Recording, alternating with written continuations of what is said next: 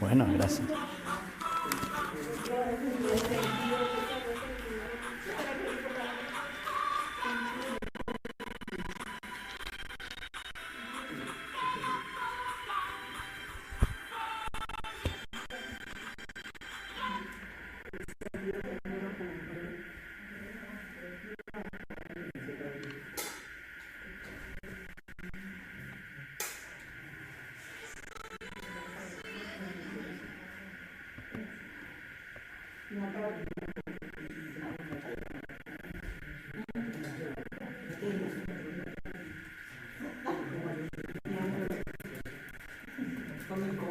Hoy vi que viniste solo, ¿eh? Hoy sí vine solo. Hoy está viudito. Lunes de soltero. A ver, hago viernes, anda ahí lunes. Él es lunes. No, ya te cambiaron y no me permitió el viernes, entonces y a recuperar hacia el lunes. Ay.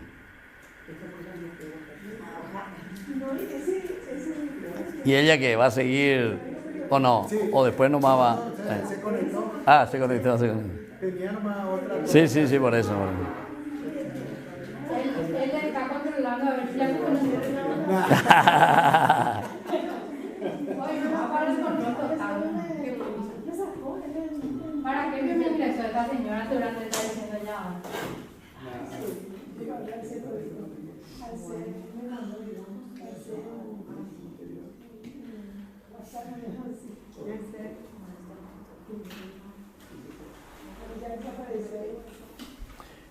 Responderle tampoco, no le contaste a María Inés Tarobata porque no llegó los 40.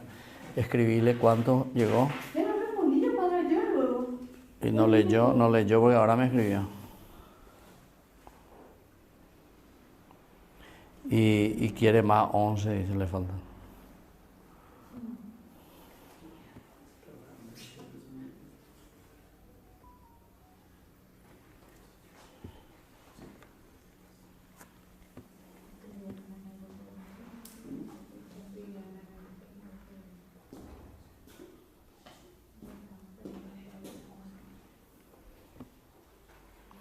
Bueno, faltan segundos, ¿eh? Ustedes ya están preparados. Tienen su Biblia, tienen su bolígrafo. Ahí yo ya mandé el material, si es que ya recibieron, ¿eh?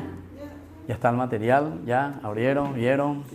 Bueno, estén ya ahí atentos porque ahí está, ¡pah! 20 horas.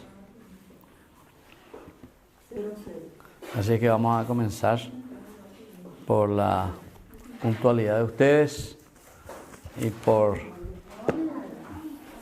en el nombre del Padre y del Hijo y del Espíritu Santo. Amén. Dios te salve María, llena eres de gracia, el Señor es contigo, bendita tú eres entre todas las mujeres y bendito es el fruto de tu vientre Jesús. Santa María, Madre de Dios, ruega por nosotros pecadores, ahora y en la hora de nuestra muerte. Amén. María, auxiliadora de los cristianos, en el nombre del Padre, el Hijo y el Espíritu Santo. Amén. Muy bien. Buenas noches a todos y a los que están también más allá del otro lado. Hoy estamos siempre con nuestro curso bíblico. El tema principal es sobre el reino, ¿se acuerdan? El reino que hemos iniciado la vez pasada. Hoy, de una manera especial, queremos mirar todavía desde el Antiguo Testamento la promesa del reino eterno. Así es nuestro título. Ahí les mandé el material, todos los que están online y todos nosotros que estamos aquí. Tengan su Biblia siempre en mano.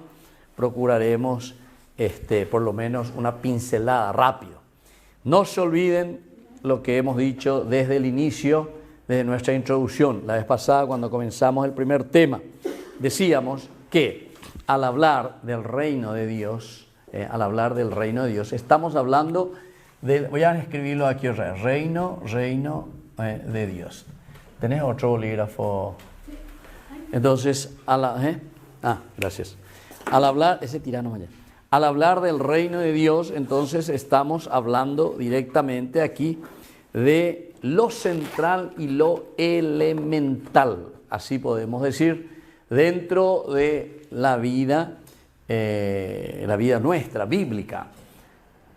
Yo les había dicho, si alguien les pregunta y le dice, ¿qué es lo que Jesús vino a hacer? ¿Qué es lo que Jesús vino a predicar? Entonces ustedes ya saben lo que van a responder. Jesús vino a traer, ¿qué cosa? El reino de Dios. ¿Qué vino a traer? El reino de Dios. Eso es así. Pero antes de que le pregunte todo, vino a traer y usted ya el reino de Dios tiene que decir. ¿Por qué? Y porque esa es la centralidad. Entonces yo les decía, está bien, la resurrección es lo esencial, pero resurrección, ¿a qué cosa? Resurrección para nosotros quiere decir que llegamos a la plenitud. Y si llegamos a la plenitud, resurrexit, quiere decir que llegamos a la construcción en el fondo del reino de Dios. Reino de Dios quiere decir que Dios es el que reina. El centro de nuestra vida, el centro de nuestra existencia, el centro de nuestra sociedad es Dios. Eso quiere decir reino de Dios, como definición. Lo hemos dicho la vez pasada en una forma general. Y por lo tanto, todo el accionar de Jesús desde la Navidad que celebramos, esa es simplemente una estrategia que utiliza Dios dentro de su plan de salvación. Cuando el hombre pierde el reino de Dios, entre comillas, es decir, el hombre pierde la felicidad porque se cree autosuficiente, quiere ser como Dios y le deja de lado a Dios, entonces Dios dice, no, hay que volver a reconstruir la vida del hombre. Bueno, ¿y qué quiere decir reconstruir la vida del hombre? Y quiere decir que la vida del hombre tiene que enfocarse hacia el objetivo principal que Dios puso como chip en el corazón del hombre, de la humanidad. A eso tenemos que llegar. Pero el hombre se desvió y entonces no puede llegar a su objetivo. Yo me quiero ir a Concepción, vos sos de Concepción, ¿verdad? Bueno. Y entonces agarrar ruta que se va ahí, ¿cómo se llama ahora? ¿Qué número vive este? Ruta 2, ¿verdad? Que va a Ciudad del Este. No, no hay nunca a Concepción, ¿verdad? Otro loiteo. Bueno, y entonces, ¿qué es lo que hace Dios? Tenemos que volver a reencaminar la vida del hombre. Pero siempre es en función de que el hombre se pueda realizar. Y la realización del hombre quiere decir el encuentro personal en Dios mismo. Por eso se llama reino de Dios, que Dios reine en medio de nosotros. ¿Y dónde está el secreto de la realización del reino de Dios? ¿Dónde encontramos? Lo encontramos en la relación del universo, de la creación. Atención a lo que le estoy diciendo, porque esta es una síntesis que le estoy haciendo para que entendamos, cuando hablamos de reino, no estamos hablando solamente de un monarca, de David, de esto y aquello, que reina, mirá cómo sabe dirigir, mirá cómo es mano de hierro, o lo que ustedes quieran. No, sino que estamos apuntando a algo más. Incluso cuando hablamos de las tres promesas, ¿se acuerdan? La tierra, la descendencia y la monarquía. Eso también lo tienen que tener ahí, en la punta de la lengua tienen que tener, porque estas son las tres únicas promesas que permean toda la Biblia. 73 libros que te hablan solamente de la tierra, de la descendencia y de la monarquía. Porque la tierra quiere decir justamente la realización del hombre. Dios deja tu tierra, quiere decir deja tu condición de pecador, deja tu condición de autosuficiente y ven hacia la tierra que yo te mostraré, es decir, hacia el reino de Dios, ¿entiendes? Vamos a utilizar un poco nuestra terminología. Pero para eso, ¿qué? Para que llegues al reino de Dios, ¿qué necesitas? Necesitas relacionarte. Y esa es la comunidad. Y ese es el pueblo de Dios. Y esa es la descendencia. ¿Entienden? Entonces el segundo elemento entra ahí. O sea que la descendencia, ¿para qué sirve? O mejor dicho, el pueblo de Dios, ¿para qué sirve? Ese llamado que Dios hace, el berit, la alianza con el hombre, con la comunidad, ¿para qué sirve? Para que nosotros en nuestro relacionarnos construyamos y lleguemos a la tierra prometida. Entonces, estén atentos, por favor, en este proceso, ¿verdad? Porque todo tiene que ver con todo, como se dice. Este es como el famoso trípode, ¿verdad? El trípode, los tres elementos sobre los cuales se para toda nuestra historia de la salvación. Ahí los trae ese trípode, o si no, si tenés dos se cae, uno se cae, trípode. Entonces, tierra, descendencia y monarquía. ¿Monarquía qué es? Monarquía es organización. Organización de la comunidad, es decir, del pueblo de Dios que quiere llegar a la tierra prometida, ¿viste? Pongan como quieran estas tres palabras claves. Vamos a llegar a la tierra prometida en la medida en que tengamos la monarquía, es decir, que estemos organizados en la pueblo elegido, comunidad, descendencia, ¿entienden? Si la descendencia funciona, entonces si tenemos una buena monarquía, vamos a llegar a la tierra prometida. Si llegamos a la tierra prometida es porque tuvimos una buena monarquía que dirigió ¿a quién? Al pueblo de Dios, es decir. O sea, se dan cuenta, de donde ustedes miren, tienen que entender y tienen que manejar, tienen que tenerlo a flor de labios, porque así únicamente vamos a entender después todos los otros elementos que encontramos en la Biblia. Si no entendemos eso, no vamos a entender nunca la Biblia. Vamos a agarrar una frasecita a estilo protestante, ¡borra la Biblia! Te decís, ¿para qué cosa decís eso? Lo que viene a tu cabeza. Pero no sabes ni de qué te está hablando, ¿verdad? ¿Cuál es el contenido? ¿Y qué es lo que está queriendo desarrollar el autor sagrado? ¿Cuál es el proceso? ¿Cuál es el contexto? Como decimos nosotros, contexto histórico, contexto narrativo, contexto bíblico, contexto cultural, contexto antropológico. Estos elementos son elementales para llegar después a la teología bíblica. Bueno, entonces, si eso entendimos, ahora estamos queriendo entrar más en esta terminología del reino. Construir el reino de Dios quiere decir, con esa organización de la monarquía, por eso luego está el rey, busca la construcción del reino de Dios, que quiere decir llegar a nuestra planificación, porque tiene un objetivo. ¿Para qué hay un presidente de la República? Porque ejecutivo tiene que ejecutar. ¿Qué tiene que ejecutar? Y tiene que ejecutar lo que se dicta como ley, un parlamento que busca el bien del pueblo. Y hay alguien que controla el poder judicial que tiene que decir, sí, por ahí tiene que... Ustedes, lo que se había decidido, están pecuarucaneina. ¿Se dan cuenta? Ojalá nosotros hagamos funcionar todos estos poderes. ¡Ojalá! Pero aquí hay uno que ni es ni del ejecutivo, ni es el que al final mueve todo. ¿Entiendes? Y no tiene nada que ver. Entonces nunca vamos a poder hacer nada. Entonces hay que pensar y hay que entender lo que significa verdaderamente la Biblia. La Biblia es una realidad nuestra, desde el aspecto bien encarnacional, es decir, de la encarnación. Es ahí donde se realiza. Entonces el reino de Dios siempre va a ser nuestro objetivo final, la construcción del reino de Dios en medio de tu familia, en tu vida, en tu comunidad, en tu trabajo, en tu iglesia, en tu parroquia, donde vos quieras vas a aplicarlo. Muy bien.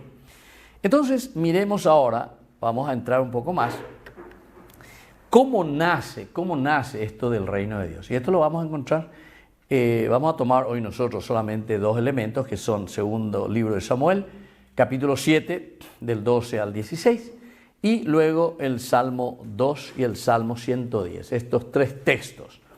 Vamos a hacer una pequeña introducción general.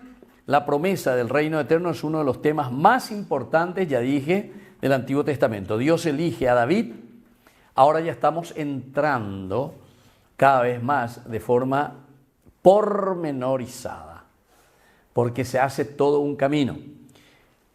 Yo creo que les di ya, ¿verdad? Les di la vez pasada como tarea que lean Jueces 17:6. ¿Leyeron o no? No les di, abran su Biblia ya, buscan ya.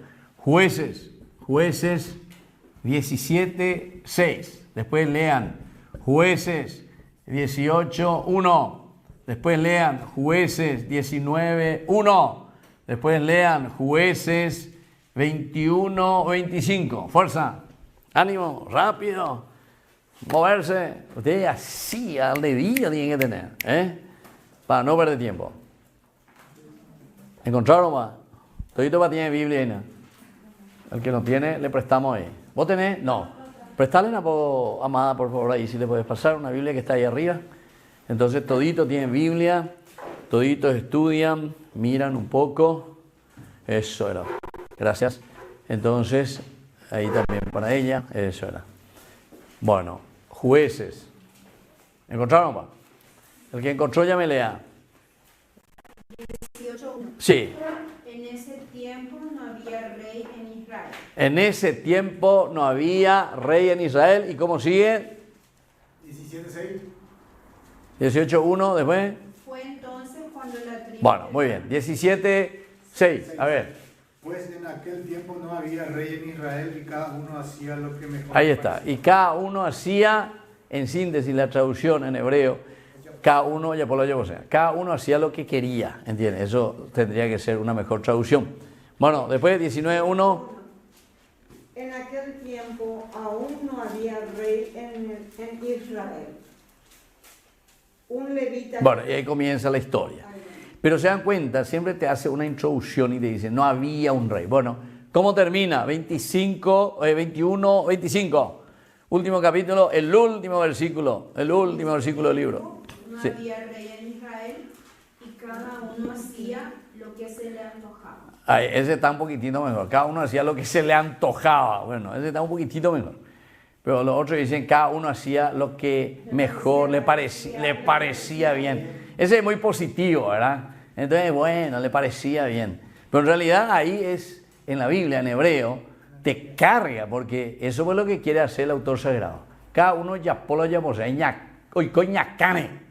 cada uno por su cuenta, cada uno de una manera anárquica. Bueno, ¿se dan cuenta? ¿Qué es lo que está diciendo aquí entonces? Te está diciendo que es importante la monarquía. ¿Pero en qué sentido? No es que todo de ahora vamos a tener que tener reyes en nuestros países o lo que sea, no. Sino que simplemente la Biblia te quiere decir, desde un contexto histórico de ellos, el rey era el que tenía que organizar y ordenar la vida del pueblo, de la comunidad. Si no hay acá Guazú en medio de nuestra realidad. Y eso es lo mismo en tu casa. Si vos sos papá y si vos sos mamá, si vos no pones orden con los hijos, ¿cómo van a hacer? Ustedes saben muy bien qué pasa en la casa de ustedes si ustedes no ponen orden y disciplina. Cada uno ya puede ser, ¿entiendes? Y después cuando sos adolescente, peor todavía. Ahí sí que tenés que ser rey o reina de tu casa. ¿Para qué? Porque ese que adolescente comienza a patalear aquí para allá. Entonces tenés que, bueno, todo eso se dan cuenta que no es simplemente una organización. Ay, mirá en la Biblia que esto es. No, la Biblia nos habla la realidad, la que nosotros vivimos. Bueno, pero vamos a seguir un poco. Dios elige aquí, es donde elige a David y establece con él una alianza que garantizará la permanencia de su dinastía y de su trono. ¿Qué quiere decir que Dios elige una alianza que garantiza, dice, dinastía de su trono? Entonces primero está el Berit, eso nosotros ya estudiamos ya, alianza. Vuelvo a poner simplemente el 1. Y esto es lo que garantiza, ¿qué cosa? La dinastía. Pero aquí, cuando hablamos de la dinastía, es simplemente decir lo que después en muchas oportunidades escuchamos en la Biblia que dice de generación en generación. Dinastía pues quiere decir eso. Tu padre, tu hijo, tu nieto, tu bisnieto, tu tataranieto. Joven, ¿entiendes? Eso quiere decir la dinastía, es la consecución. Son los valores y los principios que vamos pasando uno detrás de otro. Entonces, nuestra alianza, nuestro Berit, que se va organizando, pero en ese diálogo con el Señor, ¿qué es lo que quiere Dios? Tenemos que saber entonces. Y aquí, cuando Dios garantiza esta permanencia de su dinastía, quiere decir que los valores lo vamos a poder garantizar solamente desde un Berit, desde una alianza. Ese pues es el pacto, el sello. Nos comprometemos. Por eso lo otro te presentaba el libro de los jueces te decía que cada uno hacía lo que quería. Sin embargo, aquí no. Aquí lo que vamos a hacer es, vamos a movernos de acuerdo a una organización. Por eso la monarquía es importantísima. Y de ahí viene este concepto de reino de Dios. Bueno, vamos entrando poco a poco. Esta es una introducción general. Esta promesa se convierte en la base de la esperanza mesiánica de Israel. ¿Qué quiere decir? Mesías quiere decir el que viene para salvarnos. O sea que vos, papá, si sos rey en tu casa, entonces tenés, ¿qué cosa? Tenés al Mesías. ¿En qué sentido? De que tu casa va a funcionar bien. ¿Eso qué quiere decir salvación? ¿Salvación qué quiere decir? Algunas veces nosotros proyectamos mucho fuera de nuestra realidad. Llama noriré, me salvé, no me salvé. No, tu salvación comienza porque la palabra Mesías, elegido, felicidad quiere decir. ¿Dónde comenzamos eso? En tu casa, en tu relación con los demás, en tu grupo, en tu familia, en tu trabajo, donde sea. En nuestra comunidad, es ahí donde nosotros tenemos que ser felices. En nuestro país tenemos que ser felices. Tenemos que llegar verdaderamente. Entonces, eso es construir el reino de Dios. Aquí en Paraguay tenemos esa música, a mí me gusta muchísimo, ¿verdad? Bajo dorados y humildes techos, tengan la patria donde reinar. ¿Viste? Bajo dorados y humildes techos, tengan la patria, ¿qué cosa? Donde reinar. O sea, cuando estamos hablando del reinar, quiere decir que los principios y los valores de la felicidad y de la realización del hombre se ponen en práctica. Cuando eso no existe, entonces estamos haciendo un desastre en nuestra familia, en nuestra casa, en nuestra iglesia, en nuestro grupo, en nuestro país, en nuestro mundo, ¿entienden? Entonces, ahora nos va a ir explicando cómo tendrá que ser el rey, ¿entienden? Porque algunos también, por las armas, por la bomba o lo que sea, dicen, yo soy el rey y yo voy a hacer lo que yo quiero porque yo tengo la fuerza. Entonces vamos a ver cuál es o qué clase, cuál es la característica del rey entonces. Pero eso ya llegaremos. Sigamos un poco más. Esta promesa se convierte en la base, ya dijimos, de la esperanza. La esperanza quiere decir que lo que nosotros nos estamos proyectando con el reinado, si hacemos una verdadera monarquía, vamos a llegar a nuestro objetivo, que es que Dios reine en medio de nosotros, que es la felicidad, que es la organización, que es la plenitud del hombre como tal. Y así te dice lo ahí, encuentra su plenitud. Para nosotros la plenitud va a ser en la Biblia desde Jesucristo, es decir, que nos trae la felicidad plena, que nos muestra, que nos dice cuál es nuestro camino. Y ahí te pone descendiente de David, según la carne. Mira que, ¿por qué te insiste aquí según la carne? Mateo 1:1, Lucas 1:32, 33. ¿Por qué según la carne? ¿Por qué? ¿Por qué? ¿Por qué les parece? ¿Qué quiere decir ese? Que la felicidad según la carne, siendo descendiente de David según la carne. ¿Por qué? Díganme, ya tienen que saber ustedes. ¿Por qué? Según lo que es el mundo. Entonces, ¿y qué quiere decir eso? Lo que es el mundo. ¿Pero qué quiere decir? ¿Qué quiere decir eso? Entonces, ¿pero quién lo va a poner en práctica? Por la encarnación. Entonces, ¿y quién lo pone en práctica la encarnación? Jesús. Jesús, solo Jesús. María. Y María. ¿Y quién más de Jesús y María? ¡Nosotros! Jesús y María, ya popámonos ya por ahí. O sea, cuando te está diciendo aquí descendiente de David según la carne, quiere decir que Jesús cumple según la carne, la encarnación, pero no se olviden, ustedes se olvidan enseguida. ¿Cuántas veces dijimos la palabra alter Christi? ¿Se acuerdan? Porque ahora somos nosotros. No proyectemos y no nos quedemos simplemente en Jesús y en María, sí. Ellos encarnaron, Jesús se encarnó, sobre todo Jesús en primer lugar, siendo Dios que se encarna. ¿Pero por qué se encarna? Y para caminar con nosotros y mostrarnos que somos nosotros ahora, porque nosotros no somos los que vivimos en la carne, ¿entienden? ¿Para qué Dios vino y se encarnó? Si Él es Dios. ¿Qué se le ocurrió? ¿Se acuerdan que Pablo cuando habla de la encarnación justamente dice eso? Pero que verdaderamente. Los griegos decían, no, pero con ahorita muy lento piensan que Dios se ha encarnado, eso es imposible, dicen los griegos, ¿verdad? Imposible. así también la resurrección, etc. No, dice.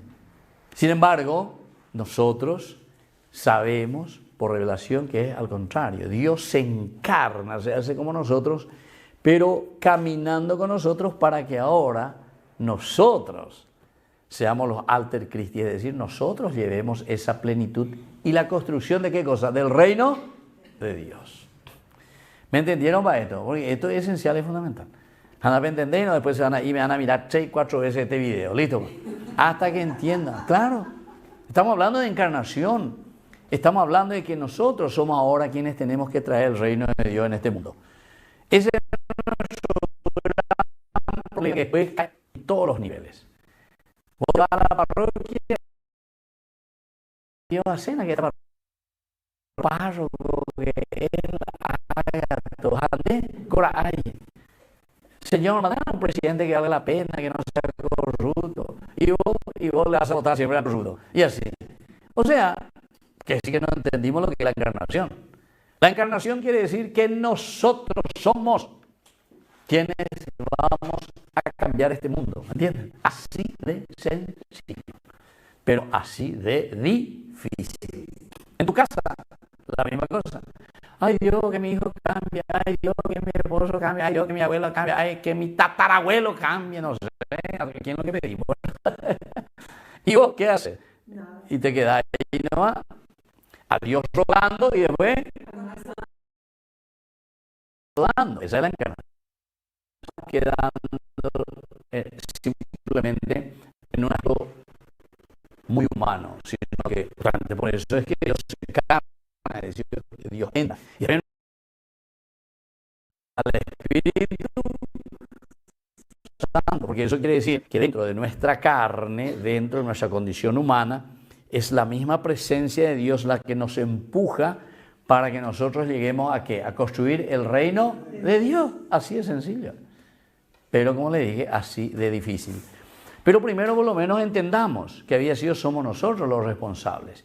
Y en la medida en que nosotros somos los responsables, ahí vamos a poder también nosotros ofrecer verdaderamente el cambio. Bueno, sigamos un poco más. Vamos a ver algunas citas bíblicas fundamentales. Primero, estamos hablando de 2 Samuel 7:16.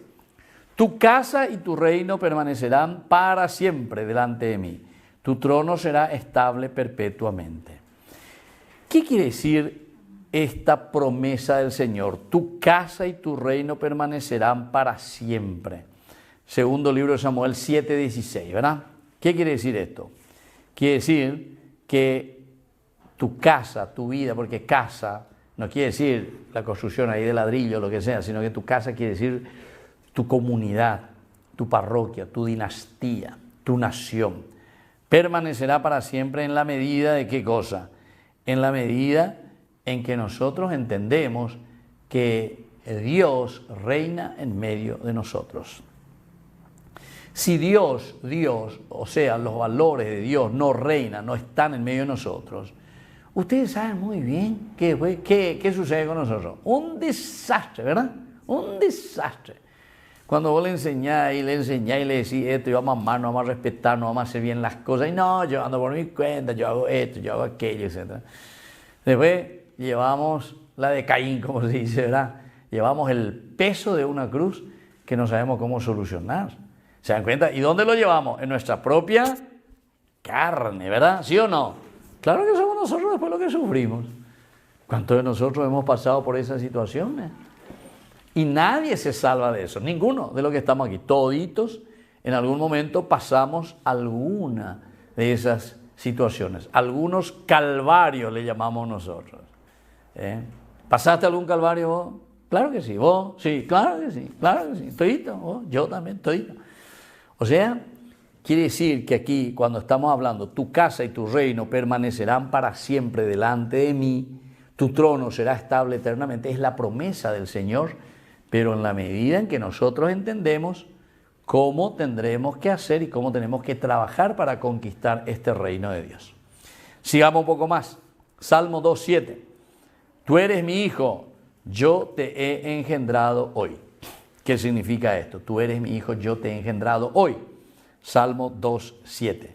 Simplemente nos hace entender que la realeza, entonces, la realeza, ¿de quién depende? ¿De quién depende la realeza? Muy bien, porque ahí te dice, tú eres mi hijo. ¿El hijo qué es? El hijo es el descendiente, el que viene de, el dependiente de.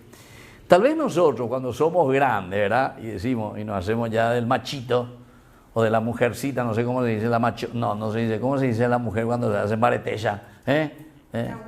La guapa. La guapa. Bueno, se dice machito, ¿verdad? Un machito.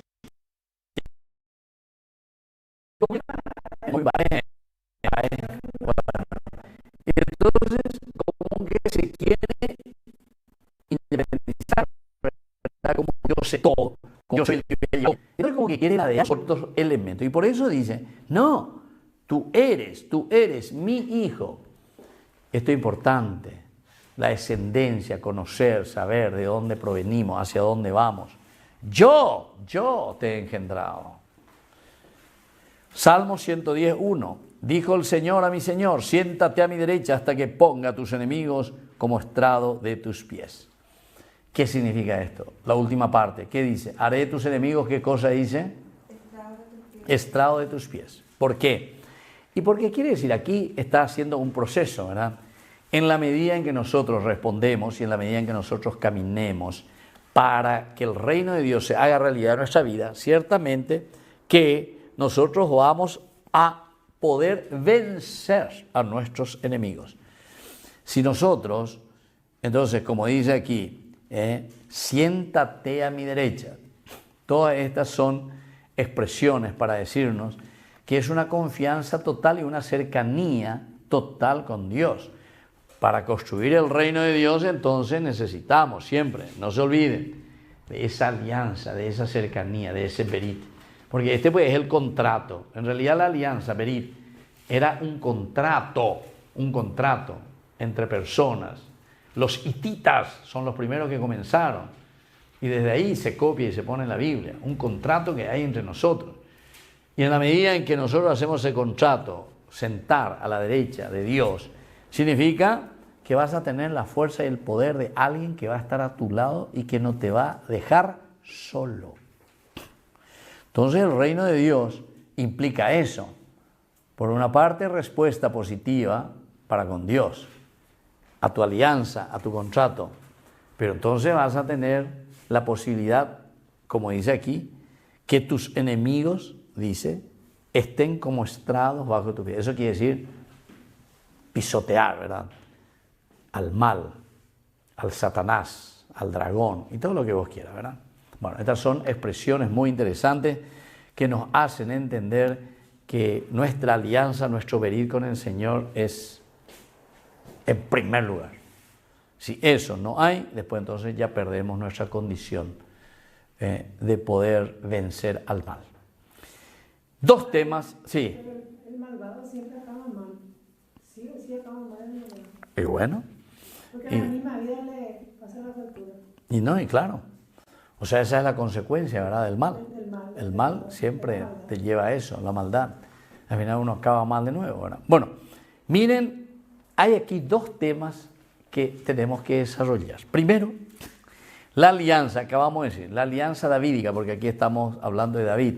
Segundo libro de Samuel, capítulo 7. Dios promete un reino eterno.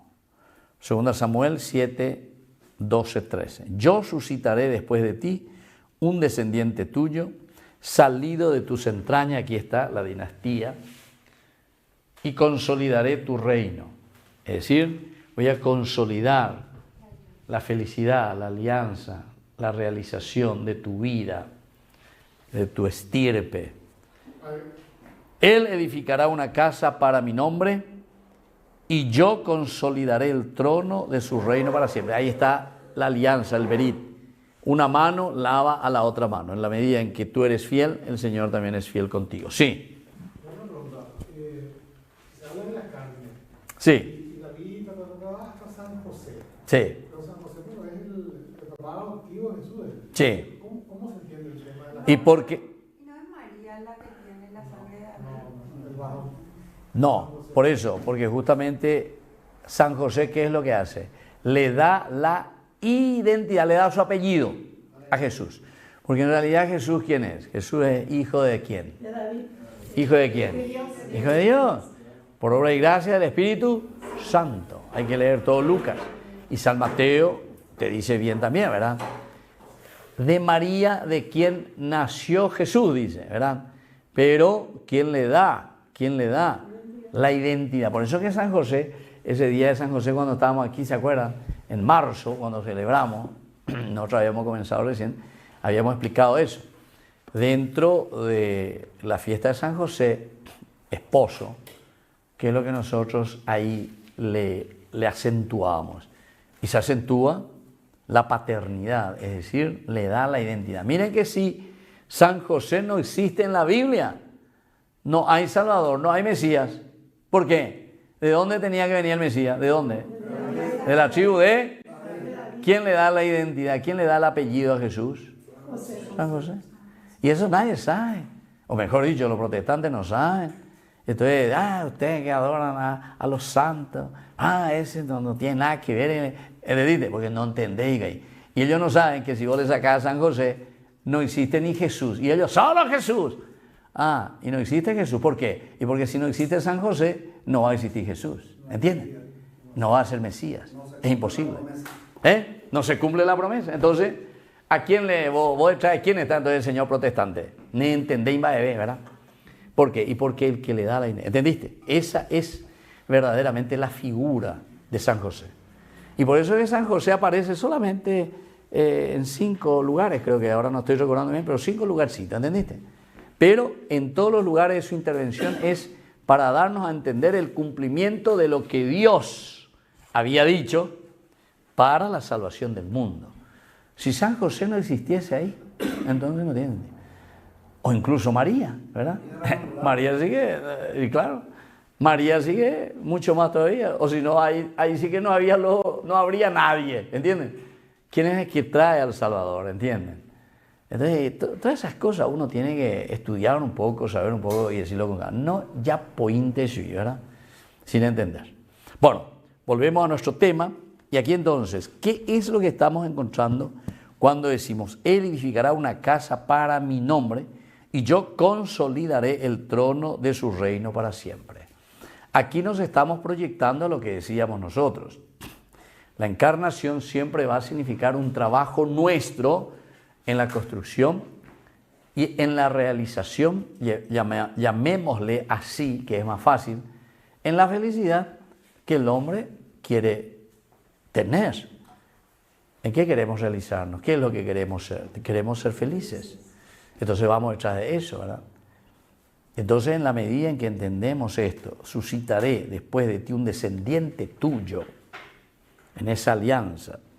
Claro que después nosotros le aplicamos, porque estamos en el segundo libro de Samuel, ¿verdad? Le vamos a aplicar después a Jesús, el que viene de la descendencia justamente de ¿quién? De David. Aquí está la promesa. Aquí es donde se va a realizar y se va a plenificar, así como leen los cristianos. Y aquí tenemos otras citas relacionadas. Primera Crónica, Salmo, eso ustedes, por favor, léanlo en su casa. Pasamos a la segunda, que es la esperanza mesiánica en los salmos reales. Salmo 2, especialmente el Salmo 2.8. Pídeme y te daré las naciones en herencia y los confines de la tierra en posesión. Los salmos reales, es decir, te daré las naciones en herencia y los confines de la tierra en posesión. Nosotros hablamos hace rato de la monarquía, decíamos, ¿verdad? ¿Qué quiere decir el rey? Pero, ¿qué quiere decir te daré las naciones en herencia y los confines de la tierra en posesión? Quiere decir que todo lo que yo te pongo aquí a disposición es para que el hombre lo pueda gobernar. Te doy en posesión, esto es tuyo. Te pongo en tus manos. Vos tenés la obligación total y absoluta y tenés las capacidades suficientes para ordenar. Esto es espectacular si nosotros entendiésemos, ¿verdad? Y uno hasta puede pensar y decir, ¿cómo es que nosotros decimos que somos una cultura cristiana, una cultura que vive de acuerdo al Evangelio?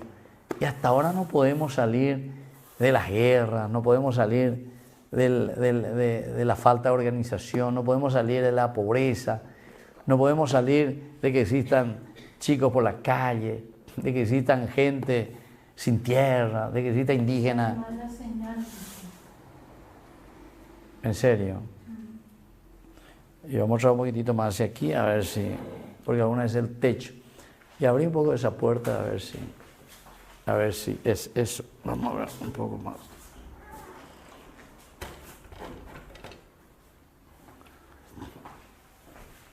Preguntarle un poco qué tal va ahora, a ver si... ¿Eh? Ahora me escuchan más, ¿eh? Preguntarle un poco.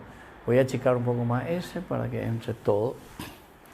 Bueno, entonces estábamos diciendo que esto es muy bueno y esencial, ¿verdad? Y fundamental dentro de todo lo que nosotros estamos reflexionando, ¿verdad? Es decir, las naciones en herencia, los confines de la tierra como posesión, todo está en nuestras manos, en las manos del hombre. Pero eso de que estén en las manos del hombre quiere decir, ¿verdad? Quiere decir que somos nosotros los responsables, ¿verdad? Somos nosotros ahora los responsables. Por eso nomás te dice también de esta manera. Y este es el Salmo 2.8. El otro, el Salmo 110.4. Tú eres sacerdote para siempre según el rito de Melquisedec, con otras referencias. Vamos a mirar entonces el contexto histórico de todas estas lecturas que tenemos. ¿Qué pasa? Que David reina aproximadamente en los años 1010 al 970 a.C., tras conquistar Jerusalén, trasladar allí el arca de la alianza, desea construir un templo para Yahvé y Dios responde mediante el profeta Natán. Bueno, entonces esto es el contexto histórico, quiere decir esto es lo que va sucediendo. ¿Qué tal se escucha? Que te respondan un poco, por favor. Perfecto, ahora, bueno, entonces era el techo un poco ahí que no dejaba. Segunda Samuel, capítulo 7, versículo 11, el Señor te anuncia que Él te edificará una casa. Él te edificará una casa. La palabra casa ya no significa edificio, sino dinastía. Incluso, si ustedes quieren, después vayan a su casa y miren en Yandeyarañe, en YouTube, y ahí pueden buscar, porque yo sobre esto, sobre cada versículo,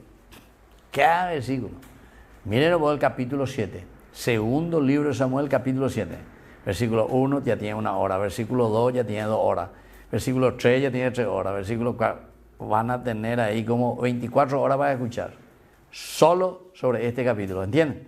¿Está? Y escuchen un poco, si quieren escuchar, escuchen este 7:11, ¿verdad? Entonces, ahí en Yandeyarañe, en YouTube, ustedes buscan Antiguo Testamento y miren ahí de los últimos, que no hace mucho estuvimos pasando, hace 2 o 3 meses por ahí, ¿verdad?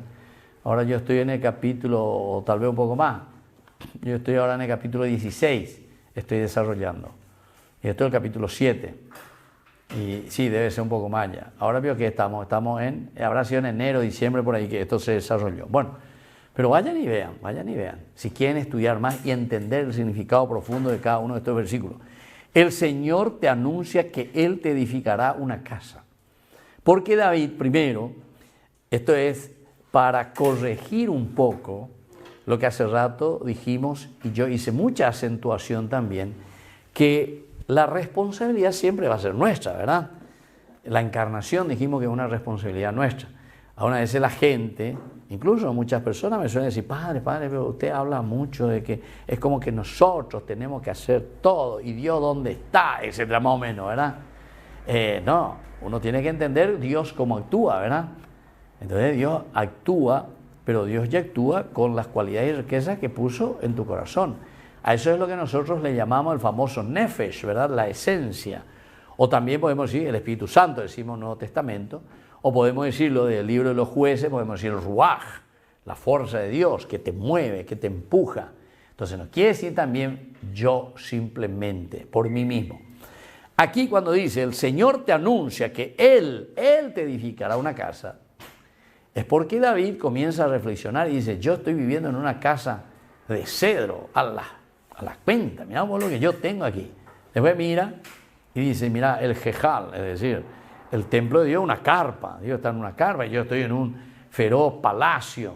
No puede ser. David, yo le voy a edificar una casa al Señor. Natán le dice, muy bien, oye, Popetese, muy bien, David, hazlo adelante, lo que te indica el corazón y lo que te mueve. Después se va y en esa noche el Señor le habla y le dice ahí a Natán, ¿qué le dice? Te vas a ir, le vas a decir a mi siervo, no va a ser él, ahí está, no va a ser él el que me va a edificar una bait en hebreo quiere decir casa, pero cuando te dice casa no te está diciendo ladrillos, ¿verdad? Una casa, sino que te está diciendo directamente una dinastía, una familia, la realización, ¿verdad?, de la misma persona. Eso es lo que te está queriendo decir. Una dinastía. O vamos a decir nosotros una gran familia, lo que nosotros somos. Bueno, y por lo tanto dice que Dios mismo le responde. El Señor te anuncia que Él te edificará la casa.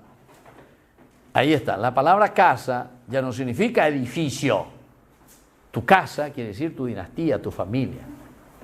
Se dan cuenta que el reino de Dios no va a ser entonces simplemente un rey, una persona que esto y aquello, Él te va a hacer rey, sino que significa toda una estructura y toda una comunidad organizada.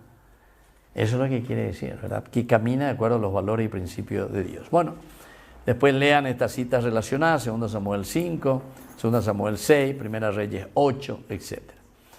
¿Cuál es el contexto bíblico en que nos encontramos? La promesa hecha a David se inserta dentro de la historia de las alianzas divinas, así como hemos encontrado la alianza con Abraham en Génesis 12, 2:3, haré de ti una nación grande y por ti serán bendecidas todas las familias de la tierra.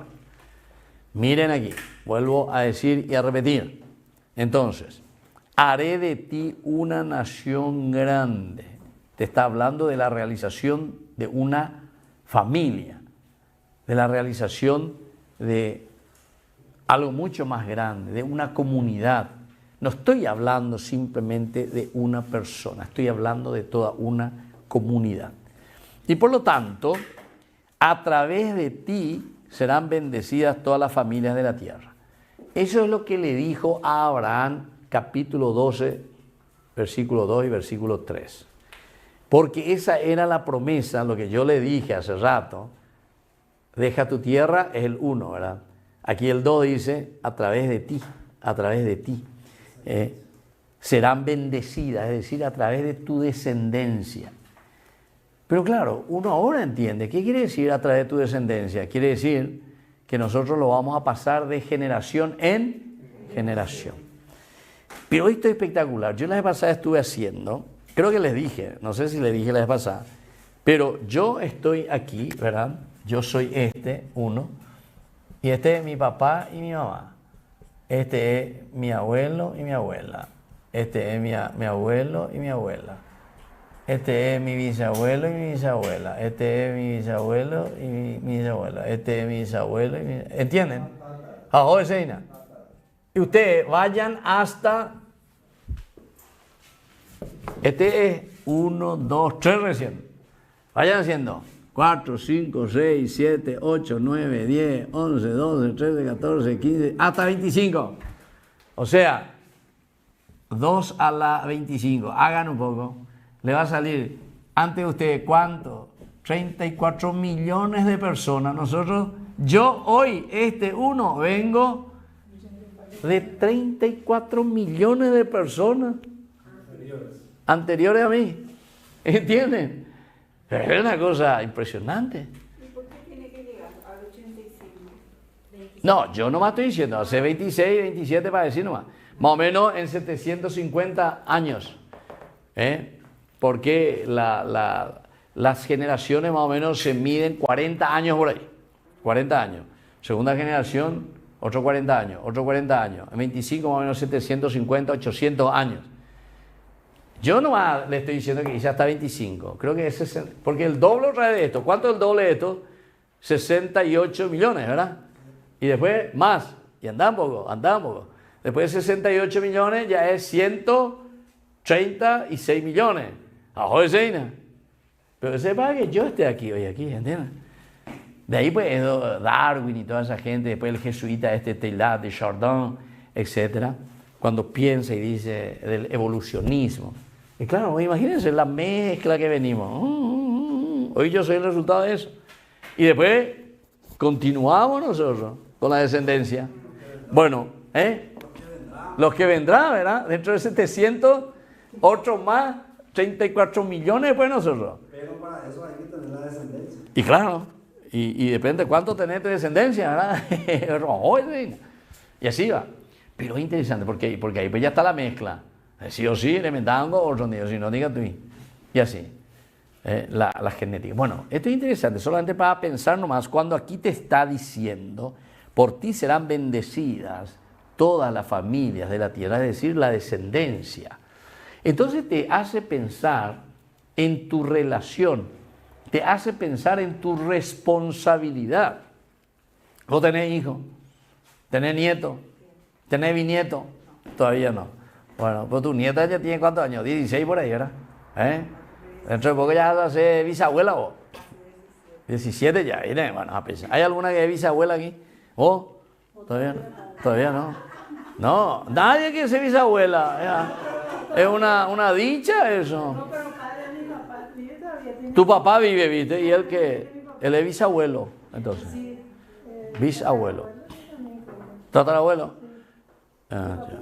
Tu nieta se casó hace poco y todavía no está embarazada. No, todavía. Bueno. Tengo un nieto de 29 años ya. Nieto. Todavía no se casó mi nieto. Todavía no se casó. Bueno, por eso no. Si no, ya iba a ser todo bisabuela. Bueno, tan jovencita y ya soy bisabuela. Bueno, claro. Vos ni nieto, dice. Bueno, y así. Eso es solamente para mirar un poco, ¿verdad? Y decir, ¿qué es lo que quiere decir? Aquí, el reino de Dios, cuando hablamos del reino de Dios, no estamos hablando simplemente de una organización también estructural. La organización estructural es importante, pero ¿en vista de qué? En vista de la educación, de la formación. ¿Qué es? Porque aquí dice, a través de ti, ¿qué cosa? ¿Qué va? Serán bendecidas. Serán bendecidas. Las familias de la tierra, sí. Para mí lo fundamental acá es la alianza, porque así como dijiste, venís de 34 millones de personas, y en esa, o sea, a través de mí van a ser bendecidas mis generaciones. Claro, claro. Pero si yo no cumplo esa Ahí alianza, está. Ahí está. ¿Cómo es? Mantenerte en la derecha de Dios, Claro. y que Él me va a proteger. Si yo no cumplo, se acaba. O alguien de mi familia, alguien de mi familia vuelve a la alianza y sigue. Pero alguien de mi familia se va de la alianza. Para mí la clave es la Bueno, alianza. y eso es lo que nosotros dijimos, los famosos altibajos en la historia de la salvación. Vos ya participaste muchísimo hasta en María Auxiliadora, vos ya te iba antes. ¿Te acuerdas que explicamos ya? Hay momentos en el cual vos, súper bien, pero pues tu hijo, tu nieto, ando y cuasima, bajo. Pero pues viene tu bisnieto, no sé quién, por ahí que se convirtió, arriba de nuevo, ¿entiendes? O sea, Dios al final de cuentas escribe derecho en renglones torcidos. La historia de la humanidad es así. Caín y Abel, por eso, la historia de la salvación significa justamente eso. Gracias por esa pregunta porque es muy importante. O sea, nosotros estamos llamados a vivir la alianza en función de la construcción de ¿qué? Del reino, vea el año de objetivo. Y en nuestro caminar, ¿qué pasa? Vos hiciste bien, ¿verdad? Vos sos la generación, no sé, 12. Y después el que viene después de vos.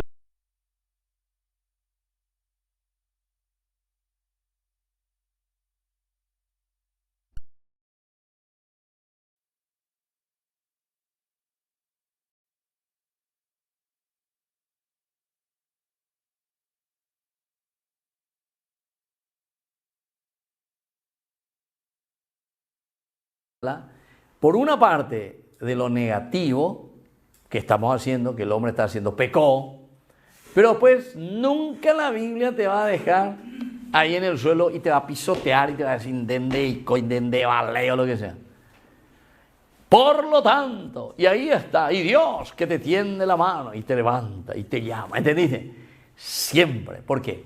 Porque la tradición deuteronomista, de eso que vos dijiste aquí, en estas generaciones, vos quisiste cumplir, cumpliste súper bien. Pues venido tu hijo, tu nieto, tu bisnieto a de Yaray. Pero no es por eso la tradición deuteronomista insiste que el que dirige la historia del mundo, ¿quién es? ¿Vos o quién? Dios. Padre. Esa es la teología de los libros históricos y nosotros estamos aquí justamente hablando del libro de Samuel, donde se muestra que el que dirige la historia no soy yo, no es el país, no es fulano, no es el obispo, no es nadie, no es el papa. ¿Quién es? Es Dios. Pero que a nosotros nos llama, ¿para qué? Para ir rectificando en ese camino. Sí, ¿qué iba a decir? A mí me citó una señora protestante que me dijo que si yo no me convertía, citándome eso, que si yo no me convertía, en mis manos estaba que mi familia siga maldecida o no. Que por mí tenía que ser y que yo tenía que cargar con toda mi generación. Sí, primero le escuchaste, vale, perdiste tiempo. Vení aquí, no vas a escuchar y vamos a hacer reflexión que valga la pena. Pero yo ya no quiero más escuchar esos protestantes, ¿qué cosa es? Sí, pero, por eso, hay otra cosa, pero miren, nosotros muchas veces decimos protestantes, pero también yo veo mucho movimiento católico que se dicen, pero ya no entendéis la Biblia, te dicen, por no sé qué generación, tenés maldición de tu generación. El padre, y muchas veces el país lo que no entiende y se va y hace la misa generacional, porque vos traes el pecado de tu bisabuelo, porque tu bisabuelo fue así, que esto y aquello. Ese es lo que vos decías, el libre albedrío, amóntema. Eso Ezequiel ya lo había condenado y había dado el paso. Sí, perdón. Y le culpas a tu antepasado de tu debilidad y es tu responsabilidad. Claro. No, ya te murió, pobrecito. Y por eso, mira, todo lo que hicimos aquí, y hoy hiciste por eso esa pregunta muy interesante, porque por ahí puede ser que el que viene detrás de vos no esté haciendo, pero no, porque eso dentro de su libre albedrío. No es porque vos hiciste dentro de lo que pudiste, o lo que vos entendiste, hiciste todo lo que pudiste. Pero viste, algunas veces uno se tira la culpa y se carga encima. Yo. No.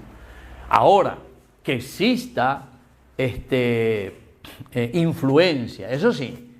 Si yo soy una mamá que no se preocupa de su hijo o lo que sea, o soy un papá que no, etcétera, claro que después la influencia va a ser sobre la generación, ¿verdad? Pero eso no quiere decir que sea una maldición, porque él es libre también. Pero nosotros también estamos condicionados a qué cosa? A nuestro ambiente y a nuestra formación, a nuestra educación, ¿entiendes? Bueno, sí. Dios nunca nos deja. Bueno, exactamente, y por eso. Y es ahí donde entra lo esencial y lo fundamental, porque Dios, sobre todo en esta tradición deuteronomista, Dios jamás te va a decir usted está condenado y usted ya va a papá y usted por su generación. No, al contrario, te puede decir, mira, vos tenés un problema por esto y por esto, por tu generación. Te puede decir, porque tu papá, tu mamá era esto y aquello, naciste en esta situación, no tuviste educación, no sé cuántas cosas, pero aquí está mi hijo, dale, fuerza, ánimo. Tal vez por ahí pudiste dar pasos, tal vez no diste mucho paso, pero después por ahí puede venir tu hijo, o después viene tu nieto, ¿entendiste? Que ya tienen más posibilidades que vos. Yo, por ejemplo, la vez pasada, eso me llamó la atención, ese lo que yo digo, Aranduca At. Me encanta ese programa, no sé nomás si ustedes ven, los sábados nosotros damos y los otros días también, por Ñande Yarañé, le hago la entrevista a los ancianos, 50 años de matrimonio, 45 años. Ahora, por ejemplo, le hice a uno que tiene 92 años la señora. Y yo soy madre soltera, madre soltera. En serio, nunca te mientas, Andeme bebio, pero soy madre soltera, ¿entendiste? Bueno, pero claro, uno dice, le vamos a condenar porque es una madre soltera y que esto. No. Después vos mirás su ambiente, su contexto histórico, haciendo un poco la entrevista. Una señora, yo digo, esta es una señora santa. Y después uno le puede condenar y tiene hijo de 5 esposos, por decir así, ¿verdad? 6 hijos. Uno tuvo 2, el otro uno, etcétera, etcétera. Bueno, pero después cuando vos comenzás a hablar el por qué vivió esa situación, entonces nosotros somos fáciles muchas veces de condenar de nuestra realidad de ahora tal vez, pero de dónde viene y qué hacía y cómo hacía, etcétera. Y ella ni tenía vergüenza, bueno, 92 años, y ella, no hombre, hoy, por ahí, muñequera, espectacular. Pero pues cuando te cuentan cómo esa señora trabajó para mantener a sus hijos, ¿entiendes? Es una cosa impresionante. A mí hasta me salía lágrimas de vez en cuando, yo no sabía ni cómo hablar para hacerle la pregunta, ¿verdad? Porque te impacta. Y esa persona tiene mucho más fe muchas veces que nosotros, que decimos que parece que vivimos dentro de la regla, no sé qué cosa. Sin embargo, esto dentro de los altibajos encuentran el sentido a la vida. Y te dice, los hacía de un capaitela, y claro, y después sus hijos, por ejemplo, espectaculares, ¿verdad? A todo le dio una profesión. O vender, de todo hacía, me contaba. O vender dulce de guayaba, o ya po vender. Y antes, o vender petún, o ñotín pea. Después se hizo la bandera, o yo ¿entendiste? Después hizo croche, de todo. Y yo me quedaba así, ¿verdad? Sí, doctor.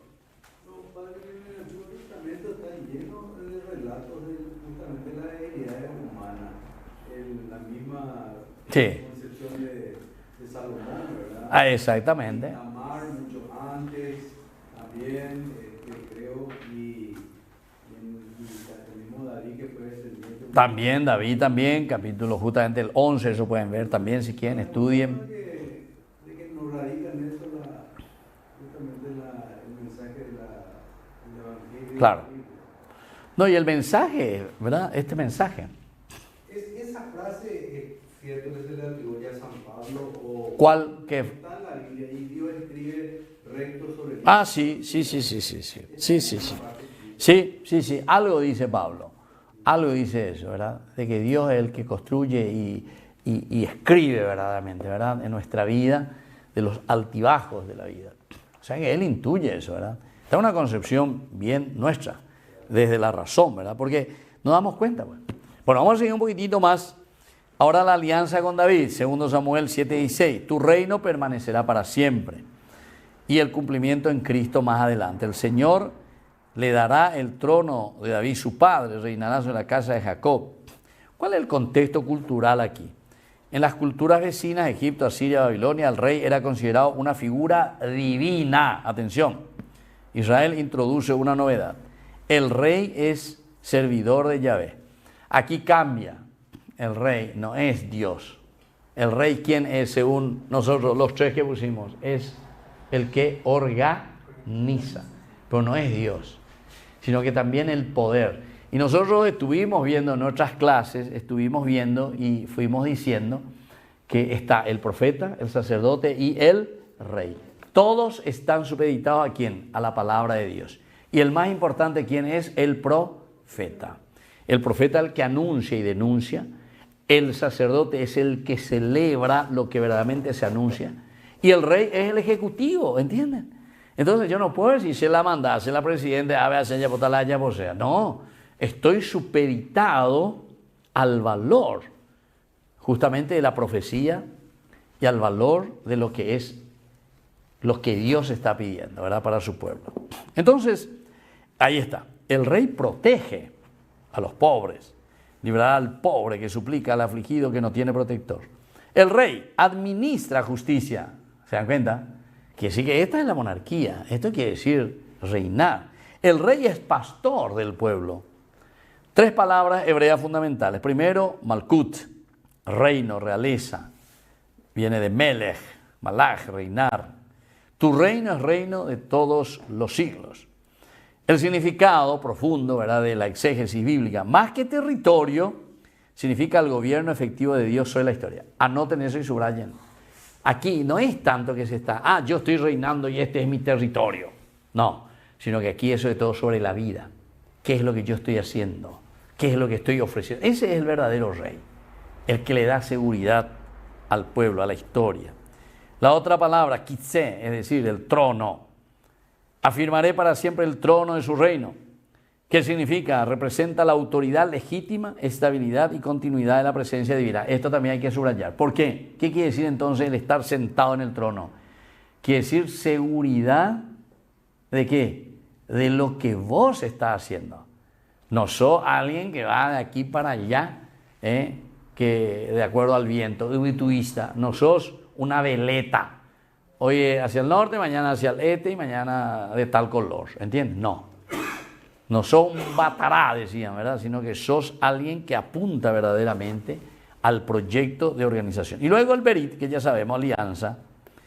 La alianza expresa el compromiso irrevocable de Dios con su pueblo, lo que vos estabas insistiendo, ¿verdad? Si yo me mantengo en la alianza del Señor, ciertamente que después voy a ir transmitiendo de generación en generación. Y ahí pues está el tiro y el afloje del hombre, que caemos en el pecado, los altibajos. Pero eso no nos tiene que desanimar. Por eso es que la Biblia continuamente es un llamado de Dios. Por eso que la Biblia sirvió hace 2000 años, sirvió hace 1000 años, hace 500, hace 200, sirvió anteayer y nos sirve hoy y servirá en el futuro, ¿entiendes? Porque siempre es un llamado. ¿A quién? A la humanidad, al hombre, a servir y a entender esta responsabilidad. Bueno, después vamos al número 2. El reino de Dios exige justicia y servicio. Quiere decir que el reino no se queda simplemente en algo nuestro, mío, sino que siempre el rey, el que está al frente, es para servir. ¿Para qué vos sos rey? ¿Por qué se te pone? Y ya dijimos luego por antonomasia la misma definición de reinado, quiere decir que vos tenés que organizar. Tu autoridad está en función de la organización del pueblo. Entonces, toda autoridad en la iglesia, por ejemplo, la familia, la política, la sociedad, debe ejercerse buscando el bien común, defendiendo a los más débiles y promoviendo la justicia. Y conclusión, la promesa del reino eterno anunciado en 2 Samuel, desarrolla en los Salmos 2 y 10, alimentó la esperanza de Israel durante siglos. Dios prometió a David una descendencia, un trono y un reino perpetuo. Los profetas mantuvieron viva esta esperanza y el Nuevo Testamento la reconoce cumplida en Jesucristo. Y su reino no tendrá fin. Pero se dan cuenta, todo esto, ¿verdad? Su reino no tendrá fin. O su reino no tendrá fin, ¿verdad? Entonces aquí, o esto mismo, a pesar de nuestras desidias, de nuestros altibajos, su reino no tendrá fin, en la medida en que nosotros entendemos. Aquí está. Estas son las dos palabras claves que pusimos. En la medida en que nosotros entendemos lo que es la alianza, en la medida en que yo vivo, procuro vivir esa alianza. Eso es lo que voy a ir con la salvedad de que, bueno, por ahí puede ser tu hijo, tu nieto, no sé quién, se desvíe un poco, pero no se preocupe, ya volveremos a retomar, ¿verdad? Y su reino no tendrá fin en ese sentido. Y además, no se olviden que estamos en el 2.º libro de Samuel. ¿Y pertenece a qué cosa? ¿A qué colección de libros? A los libros históricos. Y cuando hablamos de los libros históricos, estamos hablando de que el que dirige la historia, ¿quién es? Dios. Es Dios. Y al decir que es Dios el que dirige la historia, entonces nosotros podemos decir directamente que aquí nosotros procuramos ir detrás de estos valores, ¿verdad? Mantener la alianza para que esa dinastía, porque la palabra dinastía quiere decir simplemente esto de generación en generación. Y terminamos diciendo con el Apocalipsis, esto ya para el Nuevo Testamento que estudiaremos próximamente, el reino del mundo ha pasado a ser de nuestro Señor y de su Cristo, y reinará por los siglos de los siglos. Amén. Es decir, aquí entonces vamos pasando, pasará del Señor y su Cristo. Es lo esencial y lo fundamental. Gloria al Padre y al Hijo y al Espíritu Santo, como era en el principio, ahora y siempre, por los siglos de los siglos. Amén. Y que la bendición del Señor descienda sobre cada uno de ustedes, el Padre y el Hijo y el Espíritu Santo. Amén. Muy bien, hasta la próxima. Entonces continuamos sobre el reino de Dios. Gracias a ustedes y un saludo también a todos los que nos siguen ahí en la línea. Espero que haya salido bien el sonido. Me avisan también después y escriben en el WhatsApp. Muchas gracias y buenas noches. Chao, gente. Buenas noches.